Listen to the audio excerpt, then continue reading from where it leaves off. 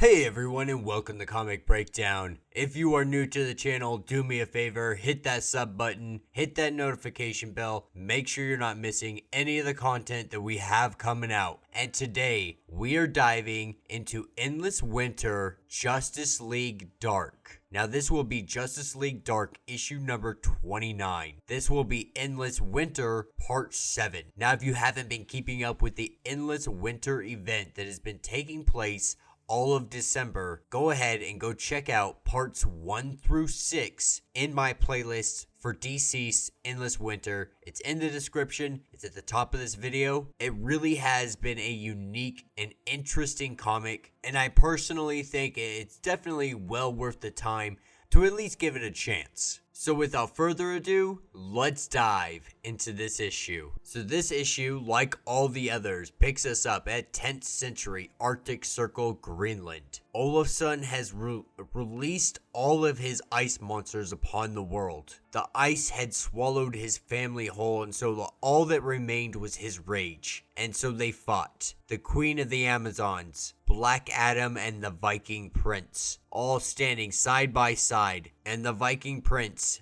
being invulnerable, refused entry into Valhalla by Odin himself until a heroic death was had.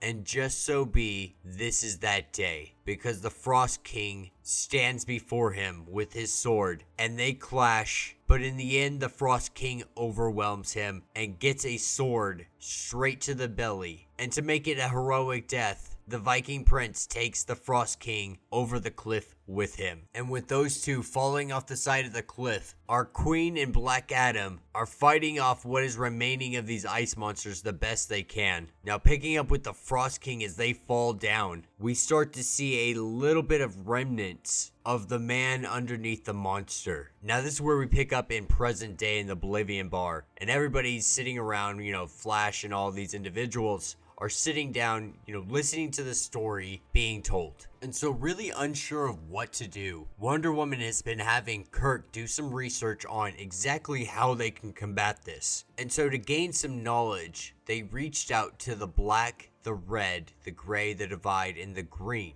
And the green wanting to help, but is so gravely weakened by everything going on that it's unable to. And Swamp Thing is really nowhere to be seen since he last pretty much disappeared. And so to find Swamp Thing, that would mean returning to Numira. And everybody's on board with this, and so Detective Chimp takes his sword and opens up a portal. And as they go through the portal, they see a whole new dead realm, all brought back to life by Swamp Thing. And immediately upon their arrival, Swamp Thing knows they're there, like always. And he greets them and lets them know that he can't really do much. He knows that what's going on, and that the elementals will all go into pretty much a hibernation until it passes, because no matter what, they're gonna go on. They're gonna survive. But he has something of an idea that could possibly really help them out. And this is where we pick back up in the bar. And our queen is doing a ceremony of Norse lore. Kind of a summoning spell. And they do their whole little spell, and it brings upon the Viking Prince. And after a quick greeting, he really, he goes to tell us that he did what he had to do and he would do it again gladly. But really this was a sad story because he lost his family, and that's all this was ever about, was his family. And then he was overwhelmed with rage after that. And then everything else that follows. But he also goes on to say that he's going to help in any way that he can, but he doesn't know what he can do as a disembodied spirit. And this is when Wonder Woman comes through the portal and says that's in fact exactly what we need. And she has a piece of Swamp Thing, and she takes it and attaches it to the Viking Prince.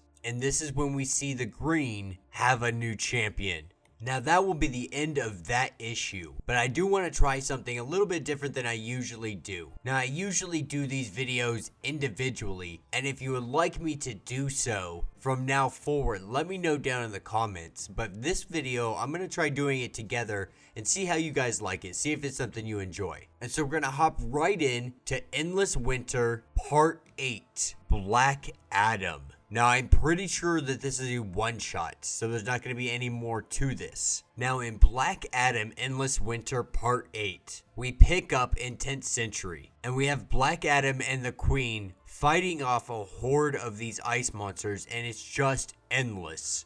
But then there is a giant blast, and all of the ice monsters are gone, and the winter is clearing out. And so they assume here that the Viking Prince did his job. At the very least, he stopped this winter. And the possibility of them being able to come back up is completely taken out of the picture when Black Adam goes up and closes in the cavern forever. You know, they really did tell themselves that they did the right thing. They did what had to be done, but still it weighed heavy on them. It haunted them day in and day out. Now, picking up in present day, we have Multiplex looking all over research companies throughout the world, trying to find something for Black Adam. And this is when he finds it at Stag Industries. And it's the Kryptonian crystal. And not long after he realizes this is the place that they need to be, this is when we see the arrival of all the other little henchmen that have joined Black Adam in his crusade to try to save the world, if you will. And so we see the arrival of Silver Banshee. We see the arrival of Icicle. We see the arrival of Catman and Rampage. And all these guys start coming in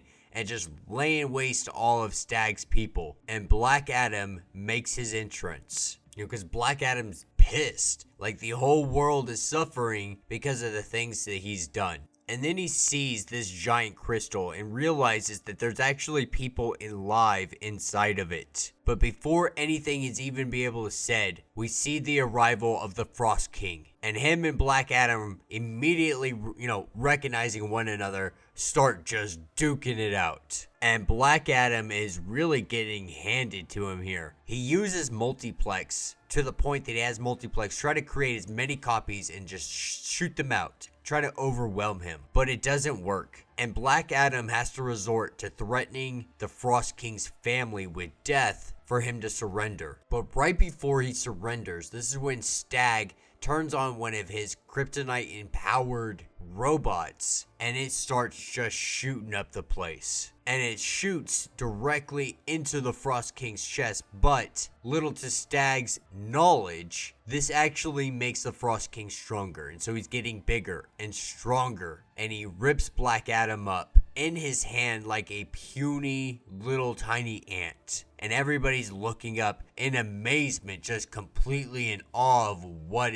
the heck is going on here. Like, if Black Adam is getting taken down by this guy, like, what do any of us, his henchmen, his B-listers, have any chance of being able to survive this? But luckily, this is when we see the arrival of the Justice League. And that will be the end of this issue. So let me know what you guys think down in the comments. We will be getting the last issue in Justice League Endless Winter issue number 2. So be sure to stay tuned for that. Honestly, I'm kind of glad this event's over. I don't know if I'm really looking forward to Infinite Frontier yet. We still have Future State before that, which we definitely will be covering. I'm kind of excited to see what they're bringing into Future State for us, because I would like something new. I would like some new characters, even if it's new characters wearing the same old mantles of Superman or Batman or whatever the case may be. It's nice to see something a little fresh, something a little new. I did hear news that Wally West is retiring. They're going to be retiring him from the comics altogether, which I am extremely upset about. We have not gotten enough Wally West in recent years, and I am really ticked off. You know, I do love Barry Allen. I love The Flash in general, but Wally West is the Flash of all time, in my opinion. And to see him retiring is, it's a bittersweet kind of thing for me. But yeah, so if you guys have not yet, please be sure to like this video, subscribe to this channel, and until the next video.